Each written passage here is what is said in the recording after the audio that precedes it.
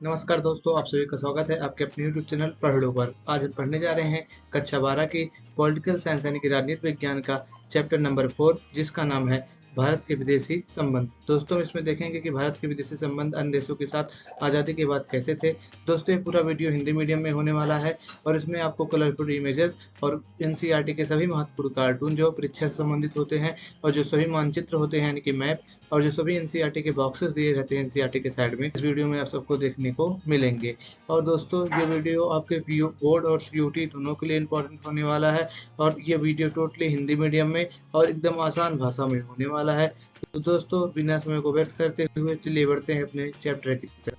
दोस्तों, इस पाठ में हम मुख्य रूप से पढ़ेंगे कि भारत के आज़ादी के बाद भारत के विदेशी संबंध कैसे थे, यानी कि भारत को किन किन चुनौतियों का सामना करना पड़ा विदेशी संबंधों में। इसी सब चीज़ों को हम इस पाठ में अच्छे से डिटेल में डिस्कस करेंगे। तो दोस्तों, बिना अपना समय व्यर्थ करते हुए चलिए आइए बढ़ते हैं अपने चैप्टर की तरफ। दोस्तों, जैसा कि हम सभी जानते हैं, जब भारत आज़ाद हुआ उस समय क्या हुआ, भारत बड़ी विकट और चुनौतीपूर्ण अंतर्राष्ट्रीय परिस्थितियों में आज़ाद हुआ था। यानी कि जब भारत आज़ाद हुआ था उस समय जो विश्व था वो बहुत विराट और चुनौतीपूर्ण समस्याओं का क्या कर रहा था, सामना कर रहा था।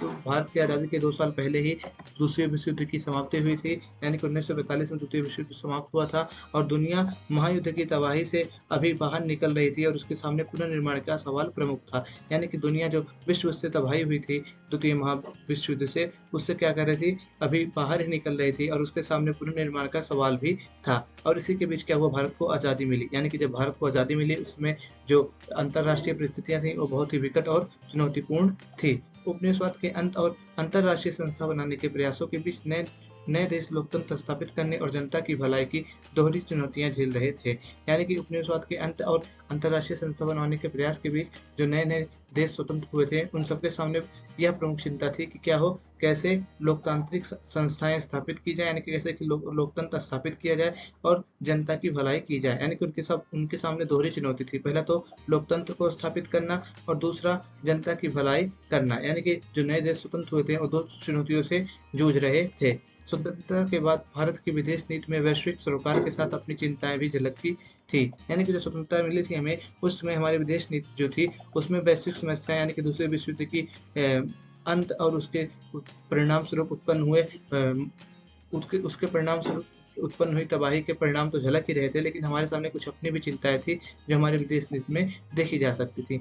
अंग्रेजी सरकार अपने पीछे अंतर्राष्ट्रीय विवादों की एक पूरी विरासत छोड़ गई थी। जैसा कि हम सब जानते हैं ना कि हमारे ऊपर अंग्रेजों का शासन था हमारे आज़ादी से पहले, तो उसने क्या किया था, अंतर्राष्ट्रीय विवादों की जो एक पूरी की श्रृंखला थी, यानी एक पूरी कड़ी क्या की थी, भारत के लिए छोड़ के चली गई थी। यानी कि जो विदेशी सरकार थी उसने भारत के सामने बहुत सारे अंतर्राष्ट्रीय विवादों को क्या किया था, छोड़ के गया था। ठीक, बंटवारे के दबाव और गरीबी की चुनौती के बीच भारत ने स्वतंत्र राष्ट्र के रूप में अंतर्राष्ट्रीय मामलों में भागीदारी शुरू की। यानी बंटवारे का दबाव जो था भारत के ऊपर और जो गरीबी की चुनौती थी, उसी के साथ ने भारत क्या किया, अंतर्राष्ट्रीय मामलों की भागीदारी शुरू की। ठीक दोस्तों, मैं आपको बता देना चाहता हूँ, आप अगर हिंदी मीडियम से हैं और आप अन्य विषयों की वीडियो को भी देखना चाहते हैं जैसे कि इतिहास, राजनीति विज्ञान, अर्थशास्त्र, समाजशास्त्र, तो आप इन सब के वीडियो हमारे चैनल पे जाके देख सकते हैं। हमने वहाँ पर आप सबके लिए हिंदी मीडियम में पूरी की पूरी लिस्ट बना के रखी है, जिसमें आप सभी को अच्छे कार्टून मिलेंगे, इमेजेस मिलेंगे और सभी इंपॉर्टेंट बॉक्स और मैप मिलेंगे। ठीक दोस्तों, अगर आप देखना चाहते हैं तो मैं उन सब की वीडियो की लिंक आपको डिस्क्रिप्शन में दे दूंगा, आप वहाँ से जाकर उन्हें देख सकते हैं। दोस्तों, चलिए बढ़ते अपने अन्य भाग की। दोस्तों, जिस तरह व्यक्ति या परिवार पर आंतरिक व बाहरी कारक असर डालते हैं, वैसे ही देश की विदेश नीति पर भी घरेलू एवं अंतर्राष्ट्रीय वातावरण का प्रभाव होता है। दोस्तों, जैसे कि हमारा परिवार या कोई व्यक्ति होता है, उसमें बाहरी और आंतरिक जो कारक होते हैं असर डालते हैं, तो उसी प्रकार क्या होता है, जो हमारे देश की विदेश नीति होती है वो भी बाहरी, यानी कि बाहरी मतलब जो अंतर्राष्ट्रीय स्तर के विवाद होते हैं और जो उसके आंतरिक विवाद होते हैं यानी कि घरेलू विवाद होते हैं, उस पर क्या करते हैं, असर डालते हैं। यानी कि विदेश नीति में क्या होता है, घरेलू अंतर्राष्ट्रीय वातावरण का प्रभाव होता है।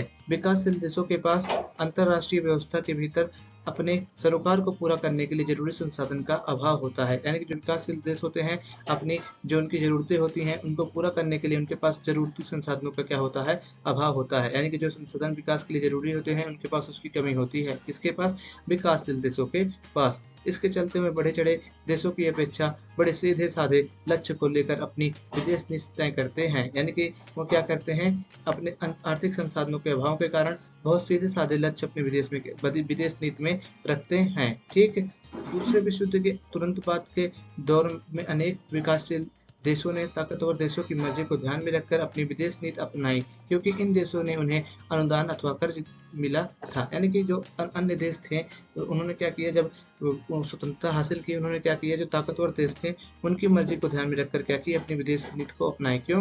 क्योंकि जो अन्य देश थे, जो विकासशील देश थे, उन्होंने इसलिए अन्य देशों के मतलब सरोकार को रखते हुए अपनी विदेश नीति को अपनाया, क्योंकि उनको विकासशील देशों और विकसित देशों से अनुदान और कर्ज मिला था। यानी कि जो विकासशील देश थे उन्होंने ताकतवर देशों से अनुदान और कर्ज ले रखा था, इसलिए उन्होंने क्या किया, अपनी जो विदेश नीति अपनाई वो ताकतवर देशों की मर्जी को ध्यान में रखकर अपनाई। इस वजह से दुनिया के विभिन्न देशों दो खेमों में बट गए। यानी कि ये अनुदान और कर्ज के चक्कर में जो दो देश, जो पूरा दुनिया थी वो क्या हुई, दो खेमों में बट गई थी। यानी कि दुनिया के दो पार्ट हो गए थे, दो खेमों में दुनिया बटी हुई थी। एक खेमा संयुक्त राज्य अमेरिका और उसके समर्थक देशों के प्रभाव में था, तो दूसरा खेमा सोवियत संघ के प्रभाव में। यानी कि जो दो खेमा था उसमें से एक खेमा था संयुक्त राज्य अमेरिका और उनके समर्थक देशों का, और जो दूसरा खेमा था वो सोवियत संघ के प्रभाव में था। यानी कि दुनिया दो खेमे में बटी हुई थी, एक खेमे पर संयुक्त राज्य अमेरिका का प्रभाव था और दूसरे खेमे पर सोवियत संघ का प्रभाव था, जिसे हम इस समय में सोवियत संघ रूस के नाम से जानते हैं। दोस्तों, इसी दौरान गुटनिरपेक्ष आंदोलन का प्रयोग भी हुआ, जिसमें भारत ने महत्वपूर्ण भूमिका निभाई थी। यानी कि दोस्तों इसी समय क्या हुआ, जब दुनिया दो भागों में बटी हुई थी तो गुटनिरपेक्ष आंदोलन का प्रयोग भी किया गया। गुटनिरपेक्ष आंदोलन चला जिसमें भारत ने क्या की, महत्वपूर्ण भूमिका निभाई। अब गुटनिरपेक्ष आंदोलन क्या था, इसको भी हम आगे देखते हैं। शीत युद्ध के बाद अंतर्राष्ट्रीय परिदृश्य बदल गया, पर आजादी के समय भारत ने अपनी विदेश नीति उसी दौर में बनाई जब दुनिया दो खेमों में बट रही थी। देखिए, जब शीत युद्ध हुआ तो क्या हुआ, जो अंतर्राष्ट्रीय परिदृश्य था, यानी कि जो अंतर्राष्ट्रीय शक्ति थी वो क्या हुई, स्थानांतरित हो गई किसकी तरफ, अमेरिका की तरफ। लेकिन जो भारत था उसने अपनी विदेश नीति तभी अपनाई जब क्या हुई थी, जब दुनिया दो खेमों में बटी हुई थी। यानी कि जब दुनिया दो खेमों में बटी हुई थी उसी दौर में क्या की, भारत ने अपनी विदेश नीति को अपनाया। ठीक। अब देखिए गुटनिरपेक्षता की नीति, यानी कि गुटनिरपेक्षता क्या होता है और गुटनिरपेक्षता से हम क्या समझते हैं, उसके बारे में हम थोड़ा इसमें जानकारी हासिल करेंगे। दोस्तों, आज़ादी मिलने के पहले भी भारत के राष्ट्रवादी नेता दुनिया के अन्य उपनिवेशवादों में मुक्त संग्राम चल रहे नेताओं के संपर्क में थे। यानी कि जो हमारे आज़ादी के स्वतंत्रता सेनानी थे वो क्या थे, जो दुनिया के अन्य देशों में स्वतंत्रता आंदोलन के मुक्त संग्राम चल रहे थे उन सभी नेताओं के संपर्क में थे। ये सभी नेता आखिर उपनिवेशवाद और साम्राज्यवाद के विरुद्ध एक साझी लड़ाई लड़ रहे थे। यानी कि ये सब आपस में संपर्क बनाकर उपनिवेशवाद और साम्राज्यवाद के खिलाफ क्या कर रहे थे, एक साझी लड़ाई लड़ रहे थे। साझी मतलब आपस में मिलजुल कर एक लड़ाई लड़ रहे थे। किसके खिलाफ? उपनिवेशवाद के खिलाफ और साम्राज्यवाद के खिलाफ। नेताजी सुभाष चंद्र बोस ने दूसरे विश्व युद्ध के दौरान इंडियन नेशनल आर्मी, जिसे हम शॉर्ट फॉर्म में आईएनए कहते हैं, उसका गठन किया। यानी कि जो नेताजी सुभाष चंद्र बोस थे उन्होंने द्वितीय विश्व युद्ध के बाद क्या किया, एक आर्मी का गठन किया जिसको हम क्या कहते हैं, इंडियन नेशनल आर्मी। इसका शॉर्ट फॉर्म है INA। ठीक। इससे साफ साफ जाहिर होता है कि स्वतंत्रता आंदोलन के दौरान भारत के संबंध विदेश में रह रहे भारतीयों से बन चुके थे। यानी कि जो भारत के नागरिक थे जो बाहर रह रहे थे देशों में, विदेश में, उनसे भी हमारे संबंध क्या हो चुके थे, बन चुके थे। दोस्तों, भारत को जिस वक्त आज़ादी हासिल हुई उस समय शीत युद्ध का दौर भी शुरू हो चुका था। शीत युद्ध के दौर में दुनिया के देश दो खेमों में बट रहे थे। यानी कि हम सभी जानते हैं दोस्तों, शीत युद्ध का दौर 1945 से चालू होता है और भारत को 1947 में आज़ादी मिलती है। इसका अर्थ यह निकलता है कि जो भारत था उसको शीत युद्ध के दौर में क्या हुई, आज़ादी मिली। और इसी शीत युद्ध के दौर में जो दुनिया के देश थे वो दो खेमों में क्या हो रहे थे, बट गए थे। एक खेमे का अगुआ संयुक्त राज्य अमेरिका था, यानी कि जो एक खेमे का लीडर था, जो नेता था एक खेमे का, उसका वो था संयुक्त राज्य अमेरिका जिसको हम USA बोलते हैं, और दूसरे का सोवियत संघ। और जो दूसरा खेमा था उसका नेता कौन था, सोवियत संघ, जिसको हम अंग्रेजी में USSR बोलते हैं। दोनों खेमों के बीच विश्व स्तर पर आर्थिक, राजनीतिक और सैन्य टकराव जारी था। यानी कि जो खेमे थे इनमें क्या था, आपस में विश्व स्तर पर आर्थिक और राजनीतिक टकराव जारी था। दोस्तों अब हमें जानते हैं कि जो नेहरू जी थे वो हमारे विश्व स्तर पर विदेशी नीति में कौन सी भूमिका निभाई, उसके बारे में थोड़ा इसमें डिटेल में पढ़ेंगे। यानी कि नेहरू जी की क्या भूमिका थी विदेश नीति में, अब इसको हम पढ़ेंगे। भारत के पहले प्रधानमंत्री जवाहरलाल नेहरू ने राष्ट्रीय एजेंडा तय करने में निर्णायक भूमिका निभाई। वे प्रधानमंत्री के साथ साथ विदेश मंत्री भी थे। यानी कि जो भारत के पहले प्रधानमंत्री थे जवाहरलाल नेहरू ने, उन्होंने विदेश नीति में क्या की, महत्वपूर्ण भूमिका निभाई और वो प्रधानमंत्री के साथ साथ विदेश मंत्री भी थे। ठीक, नेहरू जी प्रधानमंत्री के साथ साथ विदेश मंत्री भी थे। प्रधानमंत्री और विदेश मंत्री के रूप में 1946 से लेकर 1964 तक उन्होंने भारत की विदेश नीति की रचना और क्रियान्वयन पर गहरा प्रभाव डाला। यानी कि जो उनका कार्यकाल था 1946 से लेकर 1964 तक, उस दौरान नेहरू जी ने क्या किया, विदेश नीति के क्रियान्वयन और उसकी रचना पर क्या किया, बहुत गहरा प्रभाव डाला। नेहरू की विदेश नीति के 3 बड़े उद्देश्य थे।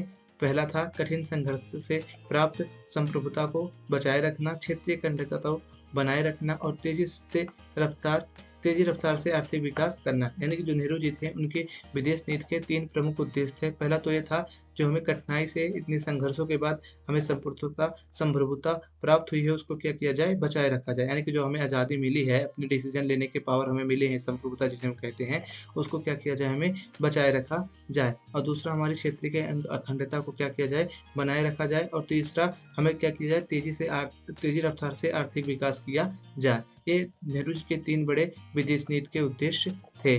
ठीक, नेहरू ने इन उद्देश्यों को गुटनिरपेक्षता की नीति अपनाकर हासिल करना चाहा। यानी कि जो नेहरू जी थे वो क्या थे, ये तीनों लक्ष्यों को गुटनिरपेक्षता की नीति को अपनाकर हासिल करना चाहते थे। उन दिनों में कुछ पार्टियां और समूह ऐसे भी थे जिनका मानना था कि भारत को अमेरिका खेमे के साथ ज़्यादा नज़दीकी बढ़ाना चाहिए, क्योंकि इस खेमे की प्रतिष्ठा लोकतंत्र के हिमायती के रूप में थी। यानी कि जब नेहरू जी विश्व राजनीति में विदेश नीति अपना रहे थे, तो उस समय कुछ पार्टी और कुछ लोग ऐसे थे जो यह चाहते थे कि भारत को क्या करना चाहिए, अमेरिका जैसे देशों से क्या करना चाहिए, नज़दीकी बढ़ाना चाहिए। यानी कि भारत को अमेरिका के खेमे के साथ क्या करना चाहिए, अधिक नज़दीकी बढ़ाना चाहिए। लोग ऐसा इसलिए चाहते थे क्योंकि जो उस समय अमेरिका था उसकी प्रतिष्ठा लोकतंत्र के हिमायती के रूप में थी। यानी कि लोकतंत्र का क्या था, हिमायती था। इसीलिए कुछ पार्टियां और कुछ लोग ऐसे थे जो चाहते थे कि भारत को क्या करना चाहिए, अमेरिकी खेमे के साथ ज़्यादा नज़दीकी बढ़ानी चाहिए।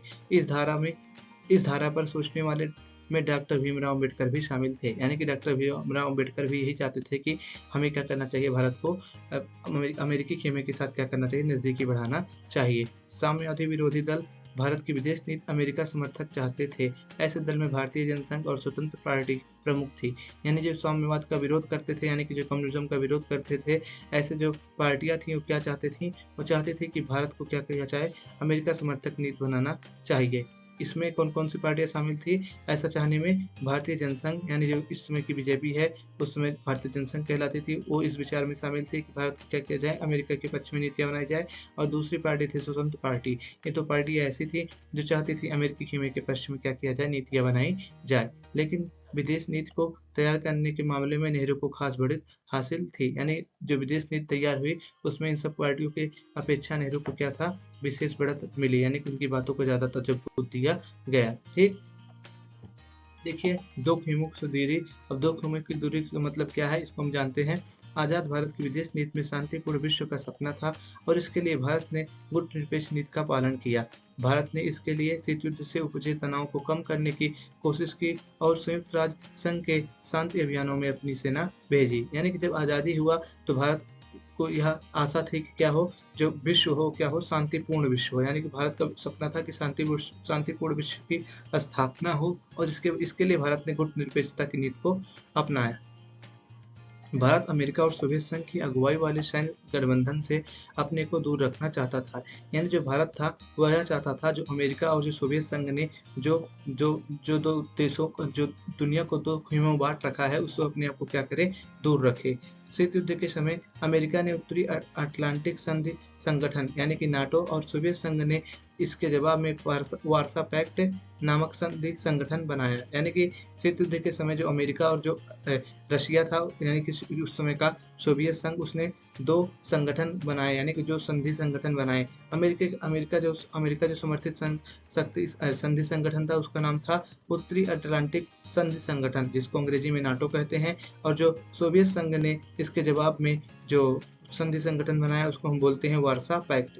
यानी कि जो वारसा पैक्ट था वो सोवियत संघ द्वारा निर्मित किया गया था, और जो नाटो था यानी कि उत्तरी अटलांटिक संधि संगठन, वो किसके द्वारा गठित किया गया था? अमेरिका द्वारा गठित किया गया था। भारत ने गुटनिरपेक्षता की नीति को आदर्श माना, संतुलन साधने की यह कठिनाई की कोशिश थी, और कभी कभी संतुलन बहुत कुछ नहीं भी साध पाता था। यानी कि जो संतुलन साधने की कोशिश कर रहा था भारत गुटनिरपेक्षता की नीति अपनाकर, इन दोनों खेमों में शामिल ना होकर अपनी एक अलग नीति बनाना, उसमें क्या हो रहा था, भारत को कभी कभी संतुलन नहीं साध पा रहा था। यानी कि भारत कभी कभी क्या हो रहा था, एक दूसरे के विरोध में क्या करते रहा था, अपने नीतियों को बना दे रहा था। इसी में हम देखते हैं जब 1956 में ब्रिटेन ने सुएज नहर पर क्या किया, सुएज नहर के मामले को लेकर मिस्र पर आक्रमण किया, तो भारत ने इस औपनिवेशिक हमले के विरुद्ध विश्वव्यापी विरोध की अगुवाई की। यानी कि जब 1956 में ब्रिटेन ने सुएज नहर के मामले को लेकर, जो सुएज नहर आप यहाँ मैप में देख सकते हैं, यहाँ पर है ये, आप यहाँ पर मैप में अच्छे से इस तरह से देख सकते हैं, ये देखिए ये सुएज नहर है। तो जब सुएज नहर के मामले को लेकर जब ब्रिटेन ने क्या किया था, मिस्र पर हमला किया था, तो भारत ने इस औपनिवेशिक हमले के लिए क्या किया था, विश्व में विरोध हुआ था, उसका क्या किया था, अगुवाई की थी। यानी कि उसकी लीडरशिप भारत ने की थी। यानी कि भारत ने क्या किया था, जब ब्रिटेन ने सुएज नहर के मामले पर मिस्र पर आक्रमण किया, तो उसका भारत ने खंडन किया था, विरोध किया था। लेकिन इसी साल जब सोवियत संघ ने हंगरी पर आक्रमण किया था, तो भारत सोवियत संघ के इस कदम की सार्वजनिक निंदा नहीं की। यानी कि जो भारत था, जब सोवियत संघ ने क्या किया, उस पर हमला किया हंगरी पर, तो भारत ने कुछ प्रतिक्रिया नहीं दी। लेकिन जब ब्रिटेन ने सुएज नहर को लेकर मिस्र पर आक्रमण किया, तो भारत ने क्या किया, उसका विरोध किया। तो इससे क्या पता चलता है कि भारत कभी कभी अपने इस संतुलन को विदेश नीति में बनाए नहीं रख पा रहा था, जिसमें हम गुटनिरपेक्षता की नीति को आदर्श मानकर चल रहे थे, यानी कि किसी भी खेमे में शामिल ना होना। लेकिन कभी कभी ऐसा होता था कि भारत को सोवियत संघ के पक्ष में देखा जाता था। यानी कि जो भारत की नीतियां थी वो सीधे सीधे नहीं, लेकिन अप्रत्यक्ष तौर पर सोवियत संघ के पक्ष में होती थी। ऐसी स्थिति के बावजूद कमोबेश भारत ने अंतर्राष्ट्रीय मामलों पर स्वतंत्र रवैया अपनाया। उन दोनों खेमों के देशों ने सहायता और अनुदान दिए। यानी कि जो भारत था, उसने क्या किया, इन सब असंतुलन के बावजूद क्या किया, एक अंतर्राष्ट्रीय मामलों में अपने स्वतंत्र रवैया अपनाया। यानी कि अपने आप को दोनों खेमों से क्या किया, स्वतंत्र रखा। और इसका फायदा भारत को इस रूप में हुआ कि उसे दोनों खेमों ने क्या किया, अनुदान और सहायता प्रदान किया। यानी कि जब भारत दोनों खेमों में शामिल नहीं था, तो उसे दोनों खेमों से क्या मिल रहे थे, अनुदान और सहायता राशि मिल रही थी। अगर भारत एक खेमे में शामिल हो जाता, तो उसे दूसरे खेमे से अनुदान या सहायता नहीं मिलते। इसलिए भारत ने क्या किया, अपने आप को निष्पक्ष रखा और दोनों देशों से, यानी कि दोनों खेमों से क्या किया, सहायता और अनुदान प्राप्त किया। भारत अभी बाकी विकासशील देशों को गुटनिरपेक्षता की नीति के बारे में आश्वस्त करने में लगा था कि पाकिस्तान अमेरिका नेतृत्व वाले सैन्य संगठन में शामिल हो गया। जब भारत गुटनिरपेक्षता की नीति को दूसरे देशों को मतलब इसमें शामिल होने के लिए विश्वस्त कर रहा था, आश्वस्त कर रहा था, उसी समय क्या हुआ, हमारा पड़ोसी मुल्क पाकिस्तान वो क्या हुआ, अमेरिका के नेतृत्व वाले सैन्य गठबंधन में क्या हुआ, शामिल हो गया। यानी कि अमेरिका ने क्या किया, जो पाकिस्तान था उसे अपने पक्ष में नीति बनाने पे क्या कर दिया, मजबूर कर दिया। और जो पाकिस्तान था उसने क्या किया, अमेरिका वाले नेतृत्व वाले सैन्य संगठन में क्या हो गया, शामिल हो गया। इस वजह से 1950 के दशक में भारत अमेरिका संबंध में खटास पैदा हो गई। अमेरिका सोवियत संघ से भारत की बढ़ती हुई दोस्ती को लेकर भी नाराज था, और जब भारत सोवियत संघ के पक्ष में अपनी नीतियां बना रहा था, उसकी वजह से अमेरिका क्या कर रहा था, बहुत ज़्यादा भारत का विरोध कर रहा था। और जब हमारा पड़ोसी मुल्क पाकिस्तान अमेरिका के सैन्य संगठन में शामिल हो गया, इससे भी हमारे क्या हुआ, अमेरिका और भारत के संबंधों में खटास पैदा हो गई। ठीक, अब देखते हैं एफ्रो एशियाई एकता ये क्या थी, इसके बारे में थोड़ा हम जानकारी हासिल करते हैं। नेहरू के दौर में भारत ने एशिया और अफ्रीका के 9 स्वतंत्र देशों के साथ संपर्क बनाए। 1940 से 1950 के दशक में नेहरू बड़े मुखर स्वर में एशिया एकता की परोकारी करते रहे। यानी कि जो नेहरू जी थे 1940 से 1950 के दशक में क्या किए, जो एशिया और अफ्रीका की एकता थी उसकी क्या कर रहे थे, बहुत मुखर स्वर में क्या कर रहे थे, परोकारी कर रहे थे। यानी कि वो सब चाहते थे नेहरू जैसे लीडर एशिया और अफ्रीका क्या हो, आपस में अच्छे से संपर्क बनाए रहें। और इसकी एकता के लिए एशिया और अफ्रीका की एकता के लिए नेहरू जी ने बहुत सारे क्या किए, संघर्ष किए। नेहरू की अगुवाई में भारत ने 1947 के मार्च में ही एशियाई संबंध सम्मेलन यानी कि एशियन रिलेशन कॉन्फ्रेंस का आयोजन कर डाला था। जबकि अभी भारत को आज़ादी मिलने में शेष 5 महीने थे। यानी कि जो भारत था वो क्या किया, 1947 में नेहरू की अगुवाई में ही क्या किया, मार्च महीने में एशियाई संबंध सम्मेलन यानी कि जो कि हम एशियन रिलेशन कॉन्फ्रेंस कहते हैं, उसका आयोजन कर दिया। लेकिन अभी भारत को क्या हुआ था, आज़ादी मिलने में 5 महीने बाकी थे। तभी भारत ने क्या किया, एशियाई संबंध सम्मेलन का नेहरू जी की अगुवाई में 1947 के मार्च में ही उसका आयोजन कर लिया। भारत ने इंडोनेशिया की आज़ादी के लिए भरपूर भरपूर प्रयास किए। भारत चाहता था कि इंडोनेशिया डच औपनिवेशिक शासन से यथासंभव शीघ्र मुक्त हो जाए। जो भारत था वो इंडोनेशिया की आज़ादी के लिए क्या कर रहा था, भरपूर प्रयास किया, और वो चाहता था जो इंडोनेशिया के ऊपर डचों का शासन है उससे क्या हो, इंडोनेशिया जल्द से जल्द क्या हो जाए, मुक्त हो जाए। इसके लिए भारत ने 1949 में इंडोनेशिया के स्वतंत्रता संग्राम के समर्थन में एक अंतर्राष्ट्रीय सम्मेलन किया। यानी कि 1949 में इंडोनेशिया की आज़ादी के लिए भारत ने क्या किया, एक स्वतंत्रता संग्राम के समर्थन में एक अंतर्राष्ट्रीय सम्मेलन किया। इंडोनेशिया के एक शहर बांडुंग में एफ्रो एशियाई सम्मेलन 1955 में हुआ। आमतौर पर हम इसे बांडुंग सम्मेलन बोलते हैं। यानी कि जो 1955 था, उस वर्ष में जो इंडोनेशिया का एक शहर था जिसको हम बांडुंग बोलते हैं, उसमें क्या हुआ, एफ्रो एशियाई सम्मेलन गठित हुआ, और इसी की वजह से हम क्या बोलते हैं, इस सम्मेलन को बांडुंग सम्मेलन बोलते हैं। क्यों बोलते हैं, क्योंकि जो एफ्रो एशियाई सम्मेलन हुआ था वो बांडुंग शहर में हुआ था, इसीलिए हम इसको बांडुंग सम्मेलन बोलते हैं। और ये कब हुआ था, 1955 में हुआ था। कौन सा, एफ्रो एशियाई सम्मेलन। ठीक, अफ्रीका और एशिया के 9 स्वतंत्र देशों के साथ भारत के बढ़ते संपर्क का यह चरम बिंदु था। यानी कि जो एशिया और अफ्रीका के 9 स्वतंत्र देश थे, उनके साथ भारत का जो संपर्क था उसका ये चरम बिंदु था। यानी कि एकदम पीक पॉइंट था भारत और एशिया के संबंधों में। बांडुंग सम्मेलन में ही गुट निरपेक्षता आंदोलन की नींव पड़ी। यानी कि जो बांडुंग सम्मेलन था उसी में जो गुट निरपेक्ष आंदोलन थी उसकी क्या हुई, नींव पड़ी। दोस्तों आप इसे याद रखिएगा, ये परीक्षा में पूछा जा सकता है। 4 ऑप्शन दे देंगे आपको और पूछेंगे किस सम्मेलन में गुट निरपेक्षता आंदोलन की नींव पड़ी, उसमें से आपको एक चूज करना पड़ेगा। इसलिए आप इसे अच्छे से याद कर लीजिएगा, ये बहुत ही महत्वपूर्ण प्रश्न है। दोस्तों, गुट निरपेक्षता आंदोलन का पहला सम्मेलन 1961 के सितंबर में बेलग्रेड में हुआ। यानी कि जो गुट निरपेक्षता आंदोलन का जो पहला सम्मेलन था वो बेलग्रेड में कौन से सन में हुआ, 1961 में हुआ। गुट निरपेक्षता आंदोलन की स्थापना में नेहरू की महती भूमिका रही। यानी कि जो नेहरू जी थे उनकी जो भूमिका थी गुट निरपेक्षता आंदोलन में, उसमें उनकी भूमिका अति महत्वपूर्ण थी। आप यहाँ पर जो तस्वीर देख रहे हैं, यह तस्वीर अक्टूबर 1960 में न्यूयॉर्क में गुट निरपेक्ष देशों की एक संगोष्ठी की है। यानी कि जो न्यूयॉर्क में गुट निरपेक्ष सम्मेलन से एक संबंधित संगोष्ठी हुई थी 1960 में, उसी की तस्वीर है। आप इसमें यहाँ पर देख सकते हैं, इसमें जवाहरलाल नेहरू जी हैं और घाना के यनक्रूम है, यानी कि घाना के जो यनक्रूम थे वहाँ के जो लीडर थे वो थे, और मिस्र के नासिर और इंडोनेशिया के सुकर्णो और युगोस्लाविया के टीटो हैं। यानी कि जो नेहरू जी हैं आप यहाँ पर देख सकते हैं, घाना के लीडर के साथ हैं यहाँ पर, और इंडोनेशिया के लीडर और जो युगोस्लाविया के टीटो थे उनके साथ यहाँ पर इस फोटो में आपको देखे जा सकते हैं।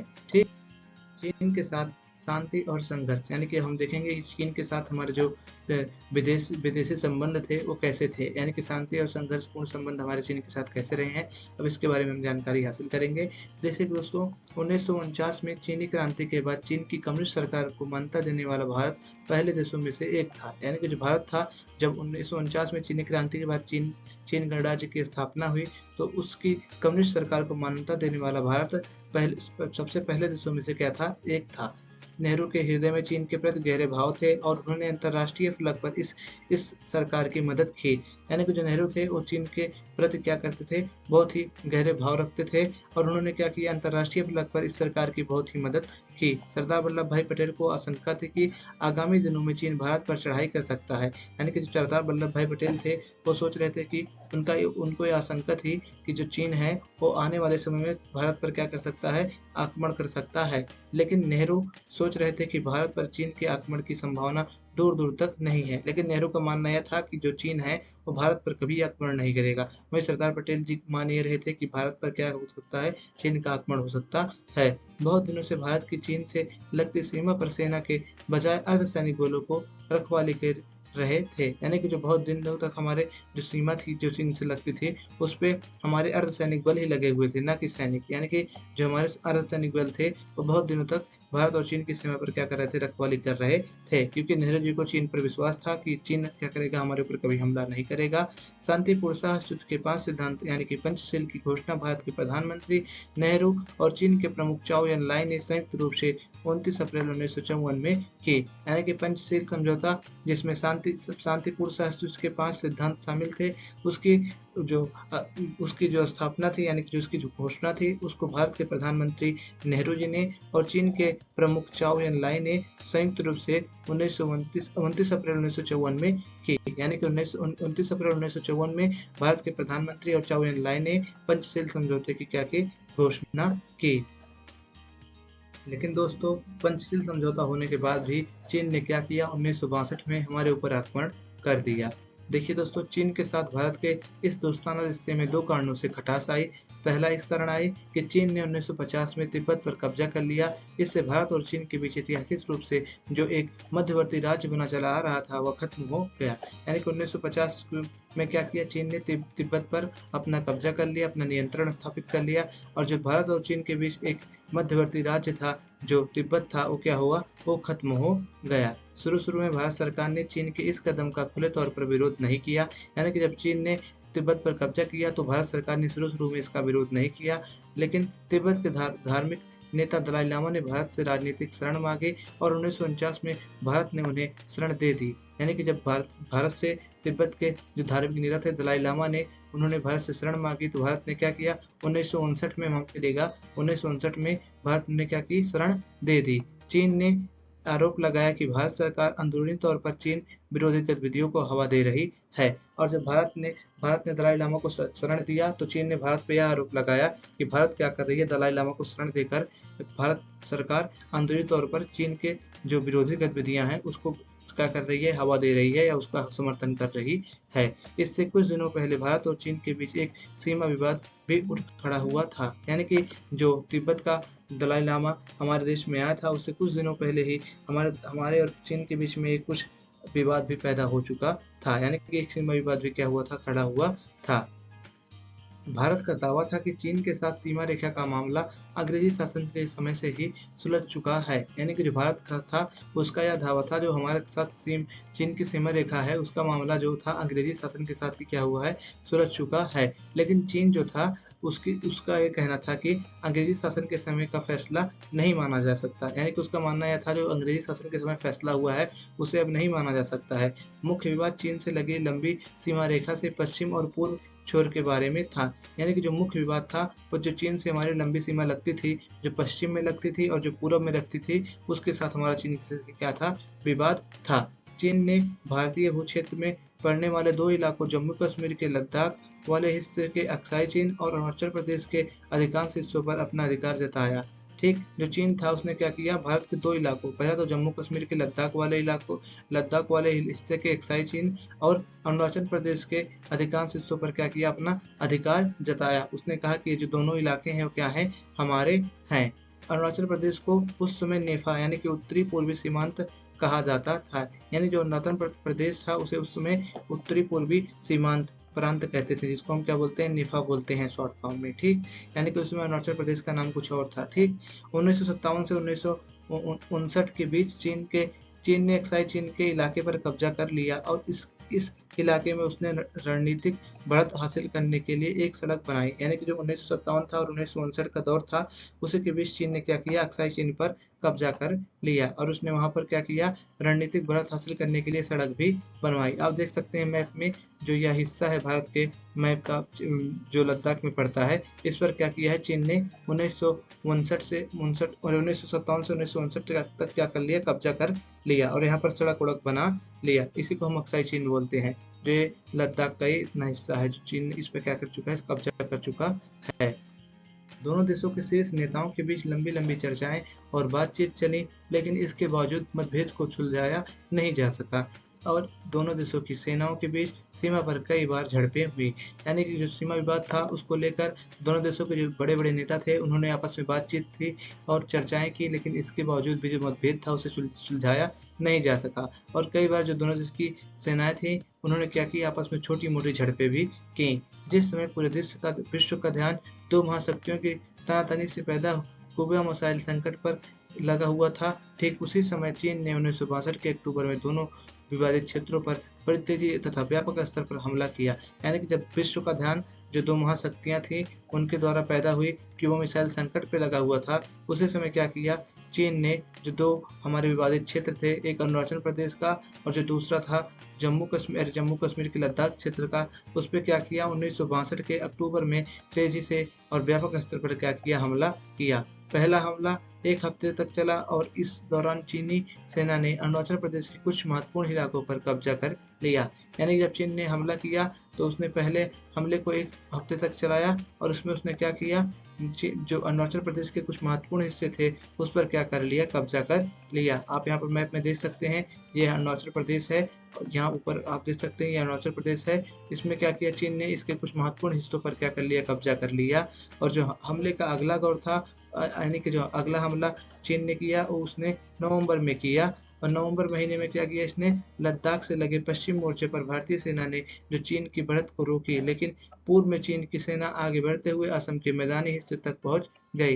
यानी कि जो नवंबर में इसने लद्दाख पर हमला किया, लेकिन जो हमला हुआ इसको सेना ने रोका, लेकिन जो असम में था वहां पर जो चीनी सेना थी वो मैदानी हिस्से तक क्या हुई, पहुंच गई। यानी कि असम के मैदानी हिस्सों तक जो चीनी सेना थी वो प्रवेश कर गई और नवंबर महीने में 1962 के नवंबर महीने में आखिरकार चीन ने एक तरफा युद्ध विराम घोषित किया और चीन की सेनाएं उस मुकाम पर लौट गई जहां वह हमले से पहले के वक्त में तैनात थी। लेकिन चीन ने क्या किया, एक तरफा यानी कि खुद से ही क्या किया, युद्ध विराम घोषित किया।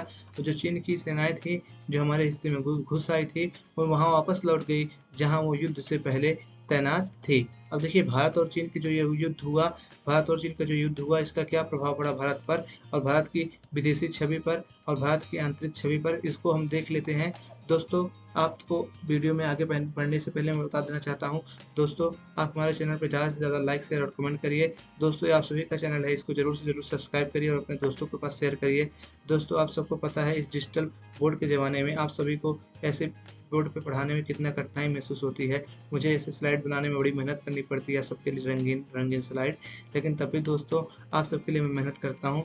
दोस्तों प्लीज़ हमारे वीडियो को लाइक और शेयर करिए। आप जल्द से जल्द हमारे चैनल पे जो सब्सक्राइबर हैं उनको बढ़ाने के लिए अपने दोस्तों के लिए इस चैनल को फॉरवर्ड करिए और उन सबको भी प्रोत्साहित करिए कि हमारे चैनल से जुड़ें।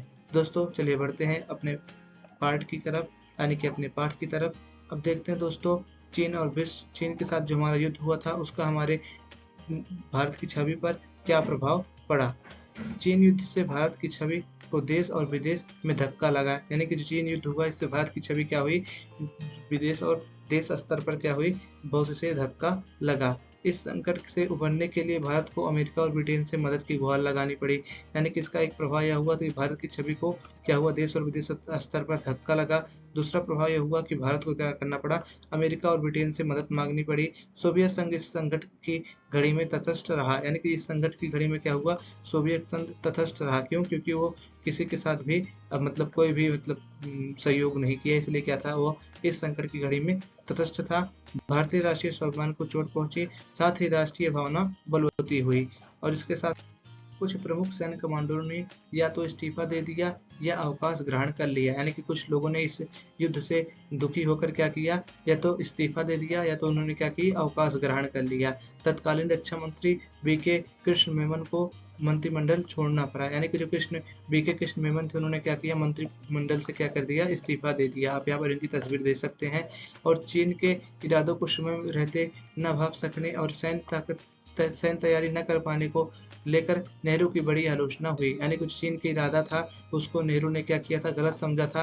वो सोच रहे थे कि चीन हम पर कभी आक्रमण नहीं करेगा, और चीन ने क्या किया था, हमारे ऊपर आक्रमण कर दिया था। इस वजह से क्या हुआ, नेहरू जी की जो छवि थी वो क्या हुई, धूलित हुई। यानी कि जो नेहरू जी की छवि थी वो क्या हुई, बहुत ही ज़्यादा देश में उसकी आलोचना की गई। पहली बार सरकार के खिलाफ अविश्वास प्रस्ताव लाया गया और लोकसभा में इस पर बहस हुई। यानी कि जो कांग्रेस की सरकार थी उसको आज़ादी के बाद पहली बार अविश्वास प्रस्ताव का सामना करना पड़ेगा, और इस पर क्या हुई, लोकसभा में अविश्वास प्रस्ताव पर बहस भी हुई। और इसका प्रभाव दूसरा यह था कि इसके तुरंत बाद कांग्रेस ने कुछ महत्वपूर्ण उपचुनाव में पटखनी खाई। यानी कि जो इसके बाद चुनाव हुए उसमें क्या हुई, कांग्रेस को कुछ हार का सामना करना पड़ा। भारतीय भा, भा, भारत चीन संघर्ष का असर विपक्षी दल पर भी हुआ। इस युद्ध और चीन सोवियत संघ के बीच बढ़ते मतभेद से भारतीय कम्युनिस्ट पार्टी के अंदर बड़ी उठापटक मची। यानी जो युद्ध था उसकी वजह से क्या हुआ, भारतीय जो कम्युनिस्ट पार्टी थी जिसको हम शॉर्ट फॉर्म में भाकपा कहते हैं, उसमें बहुत ज़्यादा उठापटक मची। सोवियत संघ का पक्षधर खेमा भाकपा में ही रहा और उसने कांग्रेस के साथ नज़दीकी बढ़ाई। यानी कि जो सोवियत संघ का पक्षधर खेमा था वो क्या हुआ, वो सीपीआई यानी कि भाकपा भारतीय कम्युनिस्ट पार्टी में ही बना रहा और उसने कांग्रेस के साथ क्या की, नज़दीकी बढ़ाई। लेकिन जो दूसरा खेमा था वो कुछ समय के लिए चीन का पक्षधर रहा और कांग्रेस के साथ किसी तरह की नज़दीकी के खिलाफ था। यानी कि एक खेमा क्या था, वो कि चीन मतलब वो भारत कांग्रेस के पक्ष में था, और दूसरा खेमा क्या था, वो कांग्रेस के विरोध में था और इसने क्या किया, चीन का पक्ष लिया। और इसी के साथ जो होता है, जो सीपीआई पार्टी होती है उसका विघटन हो जाता है। यानी कि जो भारतीय कम्युनिस्ट पार्टी थी 1964 में टूट गई। यानी कि 1964 वर्ष था उसमें भारतीय कम्युनिस्ट पार्टी दो भागों में विभाजित हो गई। इस पार्टी के भीतर जो खेमा चीन का पक्षधर था उसे मार्क्सवादी भारतीय कम्युनिस्ट पार्टी यानी कि सीपीआईएम बनाई। यानी कि जो मार्क्सवादी खेमा था, यानी कि जो चीन का पक्षधर खेमा था भारतीय कम्युनिस्ट पार्टी के अंदर, उसने क्या किया, 1964 में एक अलग पार्टी का निर्माण किया भारतीय कम्युनिस्ट पार्टी से अलग होकर, जिसका नाम था मार्क्सवादी भारतीय कम्युनिस्ट पार्टी, जिसे हम अंग्रेजी में बोलते हैं सीपीआईएम। चीनी युद्ध के क्रम में माकपा के कई नेताओं को चीन का पक्ष लेने के आरोप में गिरफ्तार किया गया। यानी कि जो चीन युद्ध हुआ था उसमें कई जो माकपा के नेता थे उन्होंने क्या किया था, चीन का समर्थन किया था। इसलिए क्या हुआ, जो भाकपा के नेता थे, यानी कि माकपा मतलब जो माकपा के नेता यानी कि भारतीय कम्युनिस्ट पार्टी के जो नेता थे उनको क्या किया गया, गिरफ्तार किया गया। चीन के साथ हुए युद्ध ने भारत को नेताओं को पूर्वोत्तर की डामाडोल स्थिति के प्रति सचेत किया। यानी कि जो चीन के साथ जब हमारा युद्ध हुआ तो भारत के नेता जो थे पूर्वोत्तर यानी कि जो ये इलाका है इसके प्रति क्या हुए, इसके विकास के प्रति सचेत हुए। और इसके बाद चीन युद्ध के तुरंत बाद इस इलाके को नई तरतीब से ढालने की कोशिश की गई। यानी कि जो ये इलाका था इसको क्या कहा गया, चीन युद्ध के बाद विकसित करने का प्रयास किया गया। नागालैंड को प्रांत का दर्जा दिया गया और मणिपुर और त्रिपुरा हालांकि केंद्र शासित प्रदेश थे लेकिन उन्हें अपनी विधानसभा के निर्वाचन का अधिकार मिला। यानी कि जो नागालैंड था इसके बाद उसको एक स्टेट बनाया गया, यानी कि उसे प्रांत का दर्जा मिला। और जो मणिपुर और त्रिपुरा थे उसमें केंद्र शासित प्रदेश थे लेकिन उनको क्या हुआ, अपनी विधानसभा के लिए निर्वाचन यानी कि चुनाव करने का अधिकार मिला। दोस्तों इसके साथ ही साथ 1962 के बाद चीन के साथ हमारे कैसे संबंध थे उसे हम जान लेते हैं। आप देखेंगे इसे छोटे से पैराग्राफ में एनसीईआरटी में दे रखा गया है। 1962 के बाद भारत चीन संबंध करके, ठीक। अब देखिए, भारत और चीन के बीच संबंधों को समान होने में करीब 10 साल लग गए। यानी कि जब भारत का युद्ध हुआ था चीन को, उसके बाद हमारा क्या हुआ, उसके साथ संबंध समान करने में हमें 10 साल लग गए। 1976 में दोनों देशों के बीच पूर्ण राजनयिक संबंध बहाल हो सके। यानी कि 1976 में जाकर हमारे दोनों देशों के बीच में डिप्लोमेटिक रिलेशन क्या हुए, स्थापित हुए। शीर्ष नेता के तौर पर पहली बार अटल बिहारी वाजपेयी, वह तब विदेश मंत्री थे, 1979 में चीन के दौरे पर गए। यानी कि बड़े नेता के तौर पर आप देखेंगे पहली बार अटल बिहारी वाजपेयी जब वो विदेश मंत्री थे तो क्या हुए, 1979 में चीन के दौरे पर गए। बाद में नेहरू के बाद राजीव गांधी बतौर प्रधानमंत्री चीन के दौरे पर गए और प्रधानमंत्री के रूप में नेहरू के बाद चीन जाने वाले दूसरे जो प्रधानमंत्री थे वो राजीव गांधी थे, जो भारत चीन युद्ध होने के बाद प्रधानमंत्री के रूप में चीन गए थे। इसके बाद से चीन के साथ भारत के संबंधों में ज़्यादातर व्यापारिक मामलों पर ही रहा है। यानी कि यहाँ पर ज़्यादा जोर रहना चाहिए, यहाँ पर मैंने लिख दिया है। और यहाँ पर आप ध्यान दीजिएगा, यानी कि जब चीन का युद्ध हो गया उसके बाद जो हमारा संबंध स्थापित हुआ चीन के साथ 1976 से, उसके बाद से हमारा संबंध चीन के साथ ज़्यादा व्यापारिक मामलों पर ही रहता है। यानी कि जो हमारा 1976 के बाद चीन से रणनीतिक संबंध स्थापित हुआ उसमें ज़्यादा से ज़्यादा जोर हमारा व्यापारिक मुद्दों पर था। यानी कि ज़्यादा जोर इसमें किस पे था? व्यापारिक मसलों पर रहा। दोस्तों, इसी के साथ इस वीडियो का ये फर्स्ट पार्ट कंप्लीट होता है। आपको हम मिलते हैं इस वीडियो के सेकंड पार्ट के साथ, क्योंकि अगर हम एक ही वीडियो में इस चैप्टर को कराएंगे तो चैप्टर बहुत लंबा हो जाएगा। दोस्तों, आपको सेकंड वीडियो की लिंक इसके डिस्क्रिप्शन बॉक्स में मिल जाएगी, आप वहां पर जाकर इस वीडियो का सेकंड पार्ट देख सकते हैं। दोस्तों, आपको मिलते हैं इस वीडियो के पार्ट सेकंड के साथ, तब तक के लिए पढ़ लो।